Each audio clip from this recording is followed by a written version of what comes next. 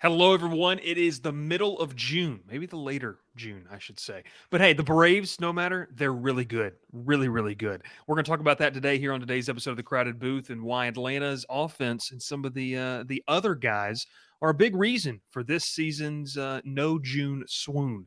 That and more on today's episode of The Crowded Booth.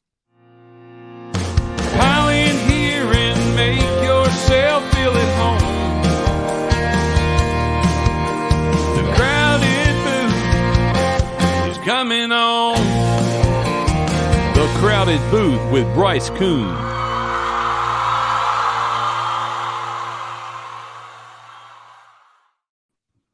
Bryce Koon and Ralph Leary here on a fantastic Monday. We welcome you, Ralph. I don't know about you, but down here in Louisiana, you heard it earlier before we started recruiting. We're not recruiting. Recording. You heard it earlier. It's pouring for the first time since I moved down here, which, Ralph, you had joked when I left the state of Georgia, it's done nothing but rain and just be awful. I don't know if you just heard the thunder there. Hopefully we can get this podcast in. But no, hey, how are you doing? How's the weather back in the Peach State? Well, it's sunny today. Last night we had a little storm, so it was kind of Wi-Fi was going in and out for us, fuzzy a little bit. But I know the storm down there because my dad's down in Florida and I was fishing, and they had to delay their start time because of the storm down there. So I kind of realized I was like, maybe Bryce might be in there some weather today if he's down there also. But it's pretty today for once. It's dark. Still got to figure out my lunch plans, Ralph. So still got to figure that out. But hey, you know who doesn't have to figure out plans for the month of June because there's no June swoon for the Atlanta Braves. We're talking about that today, Ralph. Just a couple tidbits that you sent over, and I had these as well. So far, 21 games in the month of June. The Braves are 17-4. 47 home runs hit this month. Matt Olson leading the way with 25 big flies. 146 runs scored, 308 team average, 551 team slugging, and a 926 team OPS. Ralph, let's kick it off right here. I know we're going to talk about the other guys. That's the main reason for this podcast who've stepped up. But, man, as an offense as a whole, especially to get out of the Cincinnati series, I mean, look, a lot of crazy stuff on Facebook over the past couple of days. The Reds are a good baseball team, and they're playing really good baseball right now. But for Atlanta to go in there, and what I thought was huge is to be able to say, hey, you know what? When our pitching, and we're going to get into it, our pitching isn't where it needs to be, but the bats go in there and they essentially win you 2 out of 3 games that you needed, and you get to kind of end that road swing in Cincinnati with a series win. Ralph, kind of your thoughts on the month of June so far and what this offense is doing? Well, I probably should have added one more stat line to this. Those 4 losses were a 1-run loss to Arizona, a 4-run loss to Washington, a 1-run loss to Detroit on the road in extra innings, and a 1-run loss to Cincinnati on the road. So, yeah. I mean, you're not getting blown out in those 4 games you lost, and you're keeping every game close. You're scoring a ton of runs. You know, this team's just been hot. I mean, I read another one. I don't know if I sent to you on Twitter or not about the month of June for the Braves and what they're doing as a team, and I remember just reading it saying, like, this, you know, people keep complaining about this team and, like, what they're doing wrong and why they're, you know, struggling. Like, they're not struggling. This team's doing terrific. I think I can pull it up real quick if I can just get to it in time. Here it is. Last 30 days, the Braves are hitting 298 as a team that batting nearly the average of 300. They're 298 with a 357 on base percentage and a 530 slugging. I think that's what it was. 136 WRC plus, 55 home runs, 162 runs in 26 games. That's 6.2 runs a game. That was Scott from Twitter who put that up there. But this month of June, like, we remember last year, this is when they go on that hot run when they won 14 in a row. Like, I don't know what it is with the Braves, but June's like their month, really. Yeah, and I think, too, you mentioned kind of the last 30 days. That does date back into the month of May. So this is not just the month of June where they've done this. Towards the end of May, they were really good as well. But obviously, you know, May was a month, Ralph, where they were kind of set about 500 ball, I believe. I don't think they were extremely well. June, they've been unbelievable, and I think it's really, when you look at it, it's them and Tampa Bay, the 2 best teams in baseball. No doubt, a question about it. Obviously, you've got some other teams. You're always going to respect the talent level of other rosters. Houston, obviously LA as well. But I think in this sense is what we're talking about today is the other guys. Now, look, Ref, we know Matt Olson, I already mentioned, 25 home runs. I think I saw a tweet where he could hit like 50 home runs. Like, that's what he's on pace to do this year. It's ridiculous. Mhm. But as you know, your stars will shine in the brightest moments. But I think one of the big things about Atlanta this year is what can you get from the other guys? And I would say a month and a half ago, that was a real concern. And we're going to have an episode here in the next week or two about, what could we look at for the trade deadline? But what the other guys have done is really kind of quiet some of the big needs that you need at the trade deadline. Let's start with, obviously Eddie Rosario. Ralph, the past couple of games or past weeks or whatever it's been he's having, this is the Eddie Rosario that can see and also Yes. is making good decisions. And I think too is just having fun, like having a lot of fun playing the game. I got his numbers right here that you were sending over to me. 70 at bats in the month of June, 25 hits, 8 home runs, 19 RBIs, 11 walks. He has an OPS of over 1,200, 357 batting average. Ralph, I mean, Rosario, talk real quickly. What does it mean to have a guy like him kind of coming into form at a position in left field, Ralph, that I think we were all like, if there's a position they need to go get for offensively at the deadline, it was probably left field. And now Rosario's kind of saying, hey, you don't need to platoon me anymore. I'm a guy that can go get some work done.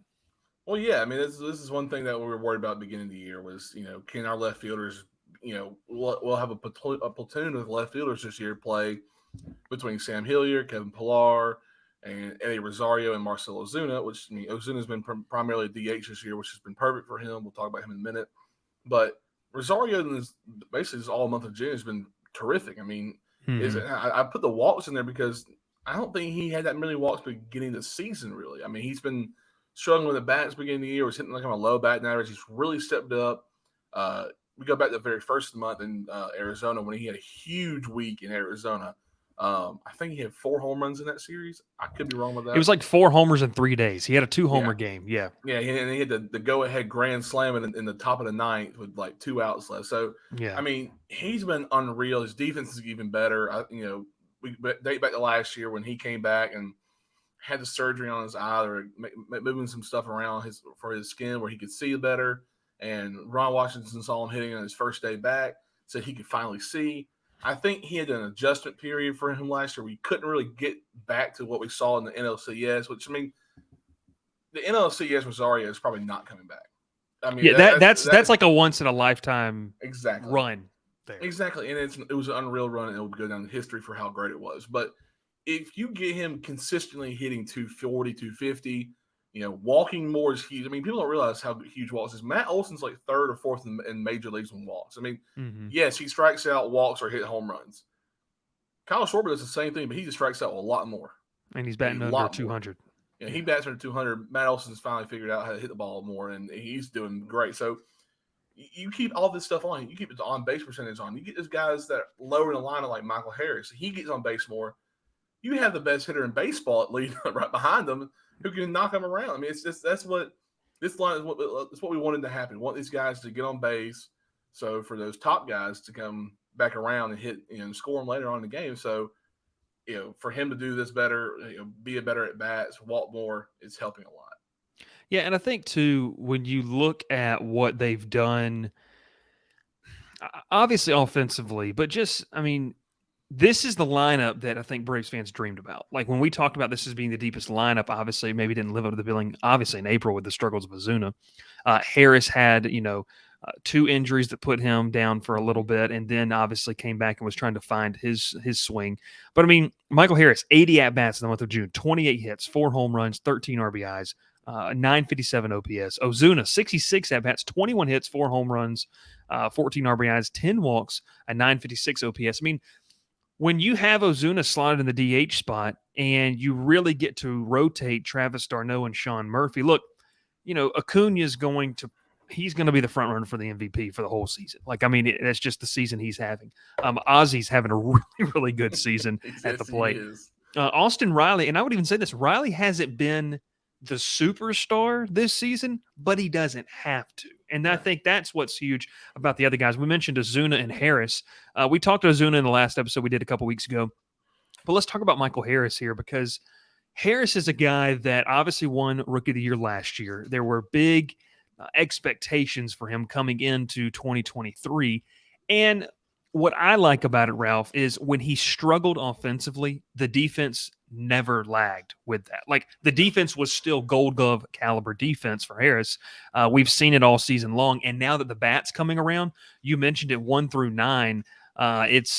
It's dangerous. It's super dangerous, and I think that you have to be happy with where Harris is, and as he doesn't feel the pressure of having to be the superstar that leads his team. Everyone kind of have their moments, and the team's still okay as a whole. 50 wins already as we enter in here Monday is, halfway to 100 already. Right. I mean, yeah, you said it perfectly with Michael Harris. He doesn't have to be the superstar he was last year. I mean, he came in, kicked off an unreal win streak for the Braves. Acuna wasn't doing a lot last year because he was coming off a knee injury, so he wasn't, I think someone put on Twitter this morning saying it was what Acuna had last year for the whole season compared to what he has right now. He's already tied his home runs from last year. He's already doubled his steals from last year, and we're only in June. The 40-40 season was the goal, everyone said. He may have a 40-70 season. Yeah. He's at 35 steals now. He stole third yesterday. It's stupid, man. That's the least stolen bases besides the home plate. I mean, he went for it. I said, okay, all right, let's let him do what he wants to do these days. If he's on base, he's gonna go. I mean, that's just what you're gonna see with him. He's been caught stealing like 6 times this year. You're gonna have games where you have very elite catchers, and which there are a ton of very good catchers in baseball. But it all depends on who's pitching for him. But this team right now, they're hot. Like I said, you're giving Sean Murphy days off. He had a little hamstring, a little pull the other day. Been kind of just like taking days off, giving Darno more chances behind the plate. He's been doing great behind the plate, honestly. Yeah. I mean, a lot of people don't really see him playing behind the plate much more because of his concussions. But you give Sean Murphy a few days off, and he comes back and hits extremely well. I think he had 2 or 3 hits yesterday. He's not going to go. I think someone said there was a ball hit the third base, and they said Sean Murphy probably could have beat it out. I'm like, yeah, he's coming off a hamstring injury, and he's a catcher. He's not going to go full speed on that one. So, a lot of people are, really excited for this team right now. There's people who complain about things. So that's true. That's true. Yeah, I mean, look, the offense has been really good. Ralph, they're entering a stretch where they're going to play Minnesota at home and then Miami.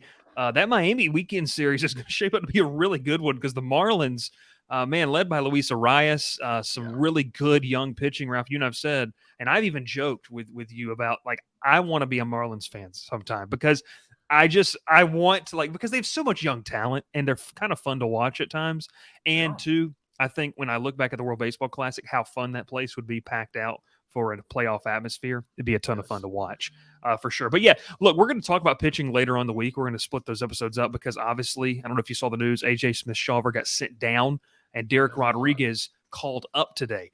So Rodriguez is going to be the next guy to kind of get a shot at the rotation. And as they just try to piece this thing together, Ralph, between getting Fried and Kyle Wright, we're going to talk about that later in the week. But last part right here, offensively, when you look at what this team's doing, Ralph, I think we end it with this. I don't know if there is a better lineup in baseball right now, the way it's currently constructed, and what a luxury for Brian Snitker to have.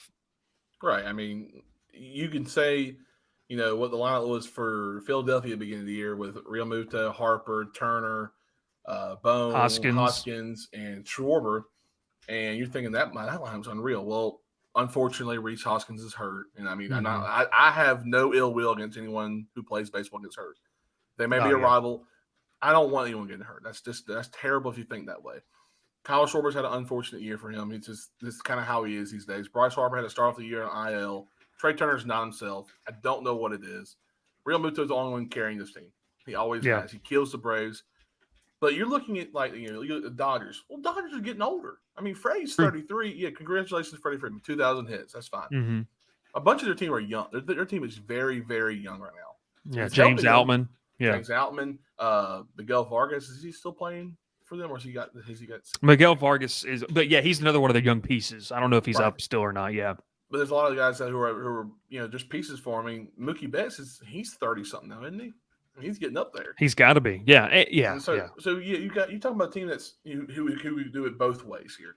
The Atlanta Braves are super young still, and there are also guys who are veteran players, Rosario, Olsen, who've played, a long time now. I'm not saying Rosario's old, but you guys who've played for different teams and different leagues, and they've done it for a while now. This is what you get with this team, and they're built perfectly. I think the bench is even better. I think they had the best bench in baseball. I'll say this: Kevin Pillar, Sam Hilliard have done great jobs this year in filling in. I think Pillar was having one of his best hitting seasons as a pinch hitter, by the way. Oh, he's been great, and then not even to mention defensively what he's been able to do. Right. Well, we all know what he was defensively before he came here. Yeah. I mean, obviously, I don't think he's going to be a guy that can play everyday center field anymore. No. But you put him in the corner outfield spot, late in the game, we've seen him make a couple big catches. Ralph, the one guy we haven't mentioned, we talked about kind of everybody. Ozzy's having a great season, Acuna with an MVP type season, but Orlando Arcia is just kind of hitting over 300. Ralph, is he the leading vote getter right now for shortstop in the National League? Like over Dansby Swanson, by the way. I don't want to get in the conversation. I'm very appreciative of what Dansby Swanson did for the Braves. The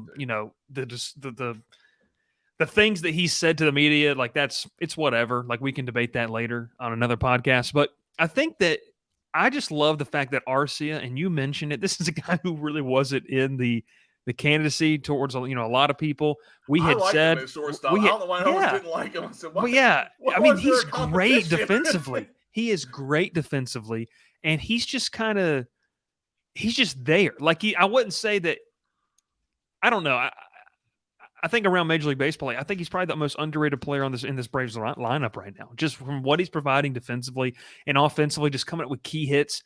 And like we joked, he doesn't get cheated when he swings. But yeah, I think this is the best lineup in baseball. And a lot of power rankings that came out here on Monday morning have the Braves leapfrogging Tampa Bay. Atlanta right now 50-27 as we record this on Monday, getting ready for that series against the Twins. Which Ralph, I need to make sure before I say this.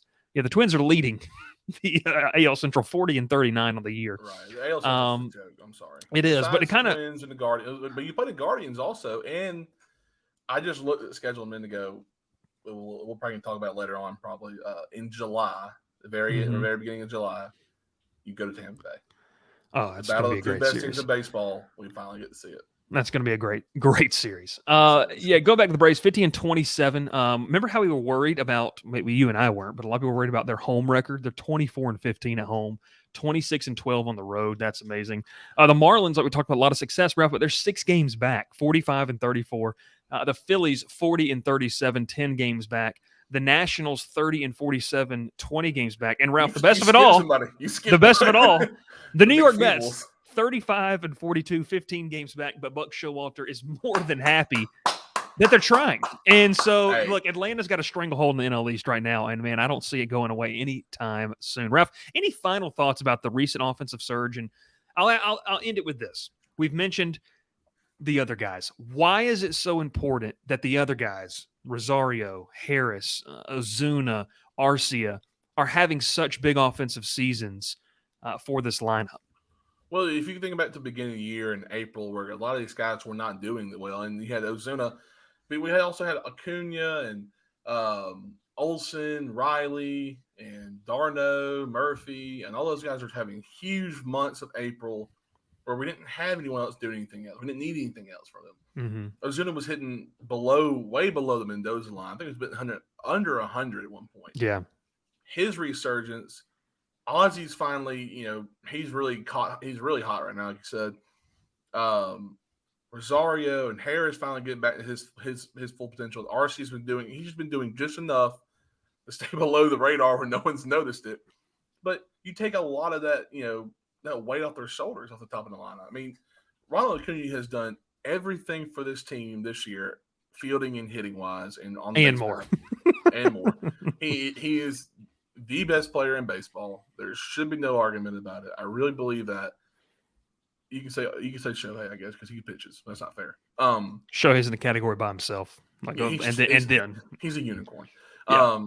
But what this team does, what they need is a full 9 to go out there and field every day to do their jobs, and that's how you win World Series. That's how you win playoff games. You don't have 5 guys who can just go out there and play the best baseball they can all year long and expect them to be perfect in the playoffs, because that's what happened last year. I feel like we had like 4 or 5 guys last year playing unreal baseball. have you guys playing okay baseball, and then you got the playoffs, and those guys are exhausted. Dansby played 162 games last year. Yeah. I mean, we have some assistants at shortstop this year where we can let RC have a few days off, and you're not losing too much. But you also have guys who can go out there and play left field for Rosario with Pilar, and who's going to do just as well. I mean, this is a full overall team with 9 to 11 guys who can play every single day for this team and do the job.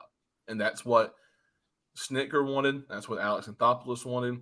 This is what this is what we've been waiting for. This is the full years of the rebuild. Yeah. Here. It kind of feels like they're at full strength. I mean, like It that does. does. And we'll get to pitching. Offensively. We're going to do pitching later this week. Especially we might do it on that off day. I think they had an off day on Thursday because they play the Marlins on Friday, Saturday, Sunday. So we may talk about pitching on, and we'll have more information obviously after they play the Twins and what it kind of looks like. But hey, talk about the offense today. The other guys, the biggest reason we think for the success, and I think Ralph also just to kind of add on to what you were saying. To me, the other guys is the biggest reason of why you could win a championship or not. I mean, you go back to 2021. Obviously, I mean, look, Freddie Freeman struggled in the NLCS. Remember, he was like 0 for his first 11 or something like that. Like it was, but it was Eddie Rosario that handled this offense. They batted him leadoff. It was Jorge Soler in the World Series. So I think that when you see the big names, and it's easy for casual fans to say, oh yeah, well, I mean, Austin Riley, Matt Olson, and that's definitely true. Like your stars are going to have to shine the brightest during those moments. But when you go back and you really dissect championship seasons, it's the I don't want to say lesser names, but it's the guys who may not receive as much of the spotlight on a national basis. And so that's why I think Atlanta is really, I mean, this offense can win you a championship. But we're going to talk about pitching on Thursday because that's going to be a big one. Obviously, the news today, AJ Smith-Shawver, who I really liked his stuff. He just didn't have a ton of innings, and it's a learning experience for him. As Smith-Shawver's headed back down to AAA Gwinnett to work on some things. Derek Rodriguez, the former Giants right-hander, is going to make an appearance in the rotation. And look, it's a veteran guy that can eat some innings. Let's see if with the way the offense is hitting, Ralph, you have to think too.